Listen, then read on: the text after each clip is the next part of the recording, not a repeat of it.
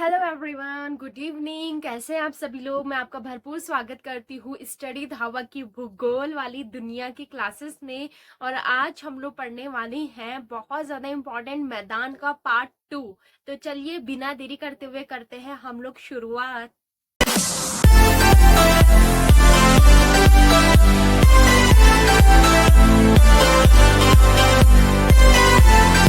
तो दोस्तों आज हमें पढ़ना है मैदान का पार्ट 2। पार्ट 1 में हमने पढ़ा था कि हमारे देश में मैदानों का निर्माण कैसे हुआ था, कैसे मैदान बने थे, और नदियों के आधार पर हमने मैदानों का विभाजन भी पढ़ लिया था। आपने वो वीडियो नहीं देखी तो पहले जाके वो वाली क्लास देख लीजिए। पार्ट 1 में मैंने बता दिया है कि मैदान का निर्माण कैसे हुआ, कैसे हमने इसे नदियों के आधार पर बांटा है।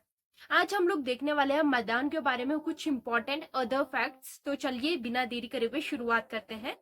तो सबसे पहले जो हमारे मैदान है ना, कि हम उनको कुछ पार्ट्स में डिवाइड करते हैं। मैंने 2 पार्ट्स तो आपको कल बता दिए थे, बांगर और खादर वाले पार्ट्स। अगर आपको याद नहीं है तो जरूर पहले वीडियो देखिए, तब पता चलेगा। बांगर खादर में मैंने बताया था कि जो जलोढ़ मिट्टी होती है हम उसे 2 पार्ट्स में डिवाइड करते हैं। एक होता है बांगर जो कि मोटी मृदा कहलाती है, एक होता है खादर जो कि पतली और बारीक मृदा, या नया खादर भी आप इसे कहते हैं, नया जलोढ़ भी कह सकते हैं।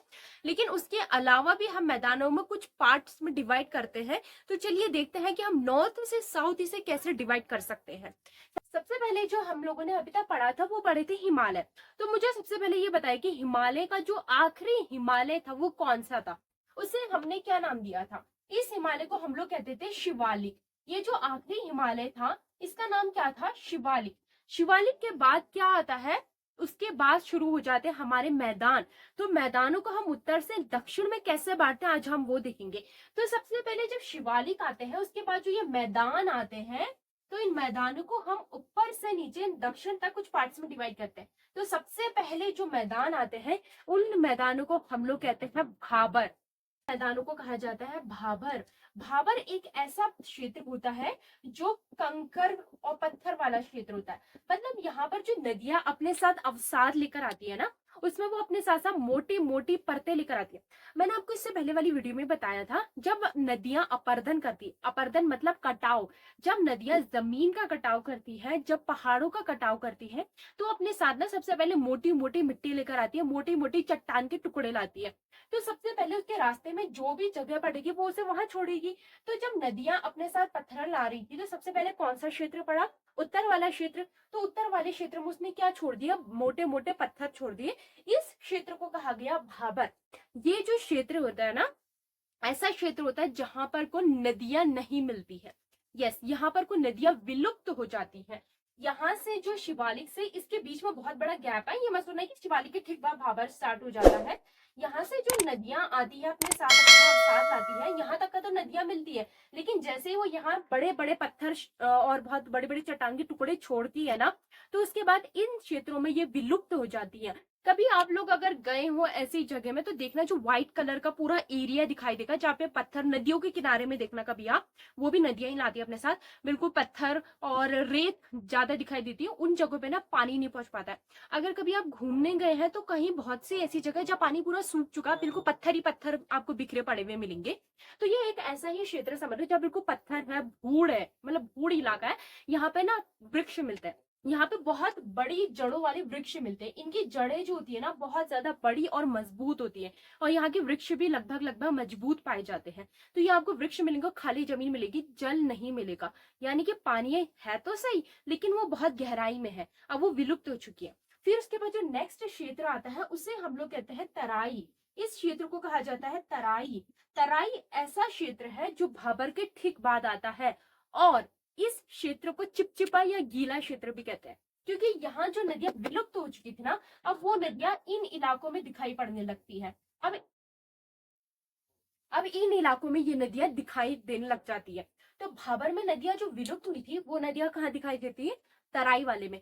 तराई वाला ऐसा पार्ट है जहाँ की मिट्टी चिकनी होती है और गीली होती है। यहाँ पानी बहुत ज्यादा होने की वजह से ये क्षेत्र दलदल क्षेत्र होता है, दलदली अवस्था में मिलता है। कैसी अवस्था में, दलदली। आप लोगों ने मूवीज में और सीरियल्स में दलदल देखे होंगे ना, वो इन्हीं क्षेत्र में पाए जाते हैं। यहाँ इतना ज्यादा पानी होता है कि वो जो मिट्टी होती है ना वो फूल जाती है, जिसकी वजह से दलदल का निर्माण होता है। और यहाँ जो नदियां विलुप्त हो गई थी वो निकलने लग जाती है, कौन से भाग में, तराई वाले पार्ट में। ठीक है, फिर जो हमारा थर्ड नंबर में आता है उसे हम लोग कहते हैं जलोढ़।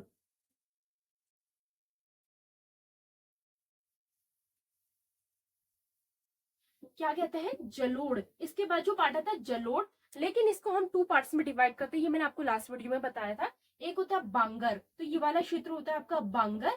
फिर उसके नीचे जो जलोढ़ का दूसरा क्षेत्र होता है वो होता है खादर। तो ये दो पार्ट्स में हम बांट लेते हैं। ये जलोढ़ मिट्टी है। जलोढ़ कैसी मिट्टी होती है, जिसमें फर्टिलिटी रेट बहुत ज्यादा होता है, उपजाऊपन बहुत ज्यादा होता है। उपजाऊ होने की वजह से जलोढ़ का हम दो पार्ट में बांटते हैं। एक जो थोड़ी मोटी मिट्टी होती है, जिसमें उपजाऊपन थोड़ा कम हो चुका है, समय के साथ ना इसमें उपजाऊ कम है। ऐसा नहीं है कि जलोढ़ हमेशा से अनउपजाऊ थी। क्या हुआ ना, पहले जलोढ़ मिट्टी बहुत ज्यादा उपजाऊ थी, बहुत अच्छी बारीक मिट्टी थी, बहुत अच्छी फर्टिलिटी थी। ये वाला जो क्षेत्र है ना, ये पंजाब और हिमाचल वाला इलाके में आती है ये वाली मिट्टी। लेकिन क्या हुआ, जब हरित क्रांति आई ना, हरित क्रांति में कौन सी चीजों का ज्यादा यूज किया, रासायनिक उर्वरकों का यूज किया गया। जो हमारे केमिकल उर्वरक थे उनका यूज करने की वजह से जो मिट्टी के नीचे नमक होता है ना, नमक, पानी और नमक, पानी में तो बहुत सी मात्रा नमक की होती है, तो उसके वजह से क्या है, वो नमक ऊपर की तरफ आ जाता है, जिसे निक्षालन प्रक्रिया कहते हैं। नमक ऊपर की ओर आने की वजह से जो ऊपरी सतह है ना, वो पूरी सफेद पड़ जाती है और उसकी फर्टिलिटी कम हो जाती है और पानी ग्रहण करने की क्षमता भी कम हो जाती है। इस क्षेत्र में ना सिंचाई की बहुत ज्यादा जरूरत होती है।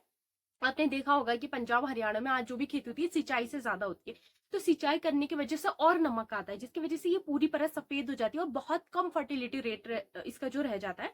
तो इस वाले इलाके को कहते हैं बांगर, पुराना जलोढ़, या जिसकी फर्टिलिटी कम हो गई है। फिर उसके बाद आता है खादर, क्योंकि अब ऊपरी क्षेत्र तो आपका मोटा रह गया। ये मैंने आपको बताया था, अगर पुरानी वीडियो देखिए, नहीं देखिए पहले उससे देखिए, मैंने आपको समझ नहीं आएगा। मैंने बताया था कि ये वाले क्षेत्र में अगर मोटी मोटी चीजें रह जाए, तो जो बारीक चीजें होती है, यानी कि बारीक मिट्टी होती है, वो छन छन के कहाँ आती है, नीचे की तरफ आती है। तो इन इलाकों में जो है ना, ये बारीक मिट्टी मिलती है, बिल्कुल बारीक, और फर्टिलिटी रेट इसकी अच्छी खासी होती है। तो इस इलाके को हम लोग कहते हैं नया जलोढ़, जिसको नाम दिया गया है खादर। तो हम मैदानों को कुछ इन पार्ट्स में डिवाइड करते हैं। सबसे पहले आता है भाबर। भाबर एक ऐसा क्षेत्र है जो कंकड़ नुमा और पथरीला क्षेत्र है।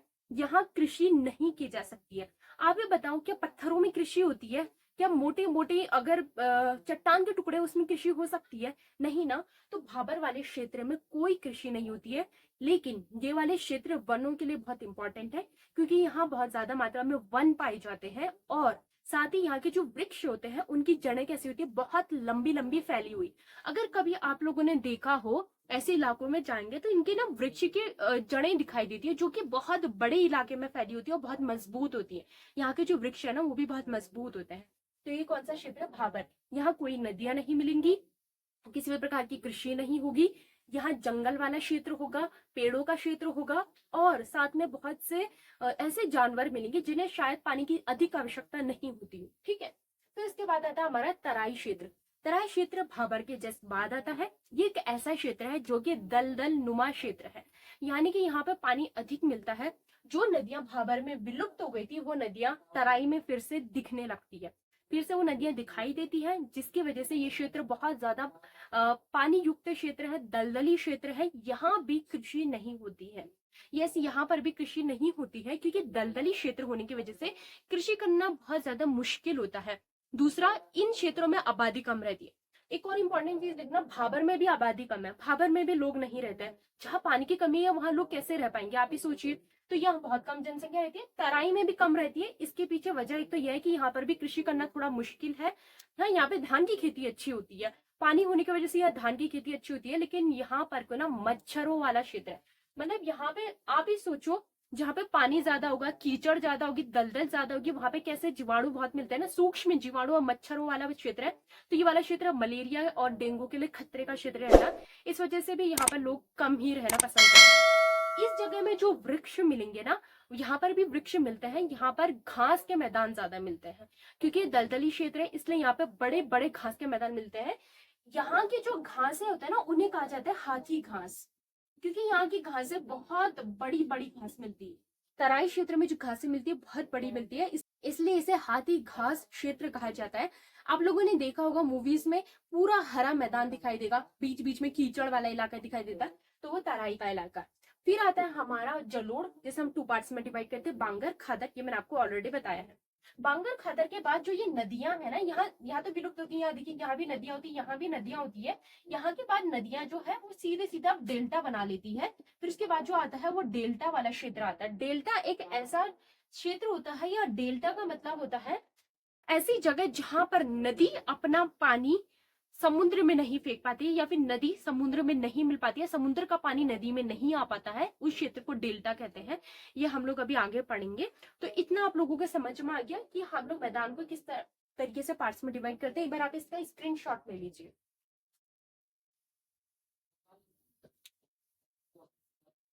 चलिए मैदानों से रिलेटेड कुछ शब्दावली, कुछ ग्रॉसरी देख लेते हैं। सबसे पहले हम जानेंगे para delta. Para delta, para delta क्या होता है, ठीक है। उससे पहले मैं आपको डेल्टा समझाती, तब आपको पैरा डेल्टा समझ आएगा। सबसे पहले डेल्टा किसे कहते हैं। गंगा के डेल्टा की बात करते हैं। गंगा नदी कहाँ से निकलती है, उत्तराखंड, उत्तराखंड के गंगोत्री से निकलती है, गोमुख से। जब गंगा अपने साथ निकलती है, उसके साथ बहुत ढेर सारी उसकी सहायक नदियां भी जुड़ती हैं, जैसे कि घाघरा, रामगंगा, यमुना, ये सारी इसकी क्या है, गंगा की ट्रिब्यूटरीज हैं, सहायक नदियां। जब ये सारी नदियां अपने साथ बहुत ढेर सारा मलबा लाती है, आप ही सोचो, गंगा हमारे देश की बहुत बड़ी नदी है। अब गंगा बहुत बड़े लंबा रास्ता तय करके आती है। जब गंगा बहुत बड़ा रास्ता तय करके आती है तो वो अपने साथ बहुत सी चीजें लाती होगी, ठीक है। यहाँ से गंगा निकलती है उत्तराखंड से, और बहुत लंबा रास्ता तय करते हुए ये वेस्ट बंगाल में जाते हुए आखिरी में कहाँ जाती है, बांग्लादेश। बांग्लादेश के बाद ये कहाँ चले जाती है, सीधे समुद्र में, बंगाल की खाड़ी में गिरती है। लेकिन इतना लंबा रास्ता तय करने से पहले वो अपने साथ ढेर सारा अवसाद लाती है। अब क्या है, यहाँ पर तो क्या है, आप लोगों का समुद्र है, बंगाल की खाड़ी है, समुद्र है। समुद्र में मिलने से पहले ना ये नदियां इतना ढेर सारा अवसाद लाती, इतना ढेर सारा अवसाद लाती है कि वो एक जगह में इकट्ठा कर देती है। ये है बहुत बड़ा समुद्र, ये है समुद्र। ये अपने साथ अवसाद नहीं, अवसाद लाने की वजह से इतना इकट्ठा कर देती, इतना इकट्ठा कर देती है मलबा, कि जो ये समुद्र का पानी है ना वो यहाँ नहीं आ पाता है। अब समुद्र तो इधर उधर जाता है, आपने देखा होगा, जैसे कि गोवा के बीचेस देखे होंगे, उसमें पानी आगे पीछे होता है। यहाँ पर भी पानी ऐसा होता है, लेकिन यहाँ अवसाद इतना जमा हो जाता है कि यहाँ एक जमीन सी बन जाती है। आप एक बार थोड़ा वो कीजिए, कल्पना करिए कि कोई नदी अपने साथ ढेर सारी चीजें ला रही है, उसने वहां पे छोड़ दिया। अब वो क्या है, पहले तो जहाँ दोनों समुंदर और यहाँ की जमीन एक साथ मिल रही थी, लेकिन अवसाद लाने की वजह से ये जमीन का एरिया बहुत बड़ा हो गया, मतलब बहुत ऊंचा हो गया, जमीन के एरिया ऊंचा हो गया। तो क्या समुद्र का पानी उस ऊंचे में चढ़ के आ पाएगा, नहीं आ पाएगा ना। तो समुद्र का पानी इतने ऊंचाई में चढ़ के तो आ नहीं सकता। इस वजह से क्या हुआ कि ये वाला पानी, जब समुद्र का पानी नदियों के पानी से नहीं मिल पाता है, उस क्षेत्र को कहते हैं डेल्टा। ये वाले इलाके को जहां पर को अवसाद लाके जमा किए गए हैं, जहां पर एक उच्च भूमि बन गई है, उसे कहा जाता है डेल्टा। डेल्टा ऐसा क्षेत्र होता है जहां पर नदियां अपना अवसाद लाती हैं, जमा करती हैं, और जिस इलाके में समुद्र का पानी नदियों में नहीं मिल पाता है, उसे डेल्टा कहते हैं। अगर एक लाइन में हम डेल्टा को समझे, तो ऐसा क्षेत्र जहां समुद्र का पानी नदियों में नहीं मिल पाता है, उस क्षेत्र को हम लोग डेल्टा कहते हैं, ठीक है। ये होता है डेल्टा। फॉर एग्जाम्पल, सुंदरवन का डेल्टा हमारे देश का सबसे बड़ा डेल्टा है। सुंदरवन का डेल्टा आप सबने नाम सुना होगा, वो एक डेल्टा है। अब आप सोचो, सुंदरवन के डेल्टे में लाखों प्रजातियां मिलती है जानवरों की, वृक्षों की। तो सोचिए कितना बड़ा इलाका गंगा नदी ने वहां पर बना दिया है, एक ऐसी जमीन बना दी है जहां पर आज ढेरों वृक्ष रहते हैं, ढेरों जानवर रहते हैं, बहुत सी प्रजातियां रहती है। तो आप अब ऐसे अपना समझ सकते हो, कल्पना कर सकते हो कि नदियों ने इतना ज्यादा अवसाद कर दिया कि एक जमीन सी बना दी है, जिसके ऊपर अब जानवर वगैरह रह रहे हैं। उसके बाद आके आपका समुद्र आता है। अब समुद्र क्या सुंदरवन डेल्टा को पार करके गंगा नदी में मिल पाएगा, इम्पॉसिबल ना। तो इसी को डेल्टा कहते हैं। अब जानते हैं पैरा डेल्टा क्या होता है। ये आई नदियां, नदी ने यहाँ पर है समुद्र, लेकिन यहाँ पर क्या करा, नदियों ने बहुत ढेर सारा अपना अलग अलग नदियां आई और यहाँ पर को अवसाद जमा कर दिया, ये तो बन गया डेल्टा। पैरा डेल्टा का मतलब होता है डेल्टा बनने से पहले की स्थिति पैरा डेल्टा कहलाती है। फॉर एग्जाम्पल, यहाँ से आई एक नदी, समझ लीजिए गंगा नदी, और इसके साथ दूसरी जुड़ी यमुना नदी। गंगा नदी और यमुना नदी के जुड़ने के साथ जो दोआब है, इन्हें कहते हैं दोआब। दोआब का मतलब होता है दो नदियों का संगम। गंगा और यमुना का जो संगम हुआ उसे हमने क्या कहा, दोआब। तो ये क्या हो गया, दोआब। और इसके दोआब बनने के बाद ये लोग क्या बनाते हैं, डेल्टा बनाते हैं। तो दोआब और डेल्टा के मध्य का क्षेत्र, डेल्टा और दोआब के मध्य का ये जो क्षेत्र होता है इसे हम लोग कहते हैं para delta. Para delta, para delta ऐसा क्षेत्र है जो दोआब और डेल्टा के मध्य का होता है, क्योंकि यहाँ से गंगा नदी अपना अवसाद लाई, यहाँ से यमुना, तो यमुना जब दोनों नदियां जुड़ेंगी तो यमुना कुछ ना कुछ अवसाद यहाँ पर भी छोड़ेंगी, कम छोड़ेंगी लेकिन छोड़ेंगी, तो इस क्षेत्र को कहते हैं पैरा डेल्टा। उसके बाद जाके बड़ा सा डेल्टा बनता है, ठीक है ना। पैरा डेल्टा डेल्टा से पूर्व बनता है, दोआब और डेल्टा के मध्य का क्षेत्र पैरा डेल्टा कहलाता है, ठीक है। दोआब और पैरा डेल्टा के मध्य का क्षेत्र पैरा डेल्टा कहलाता है। ये है इंपॉर्टेंट। उसके अलावा भी और इंपॉर्टेंट ग्रोसरी है। फॉर एग्जाम्पल चो किसे कहते हैं, चोस, ढांड, धोरो, ये बहुत ज्यादा इंपॉर्टेंट जो एग्जाम्स में पूछे जाते हैं, ये हम लोग कल की वीडियो में पूरा कवर करेंगे। और साथ ही हम लोग देखेंगे कि मैदानों की क्या इंपॉर्टेंस है हमारे पूरे इंडिया के लिए, हमारी इंडस्ट्रीज के लिए, हमारे कल्चर के लिए। तो के लिए आप लोगों को कल की वीडियो का करना पड़ेगा इंतजार। और अगर आपको आज की क्लासेस पसंद आई है तो प्लीज इसे ज्यादा से ज्यादा शेयर करिएगा, लाइक करना मत भूलना और सब्सक्राइब भी कर दीजिएगा। आपसे बस हम इतना ही उम्मीद करते हैं और आप जरूर हमारी उम्मीद पूरी करेंगे। तो चलिए मिलते हैं हम लोग कल की क्लास में। अगर आज की क्लास पसंद आई है तो क्या करना आप लोगों को याद है ना। तो चलिए बाय बाय।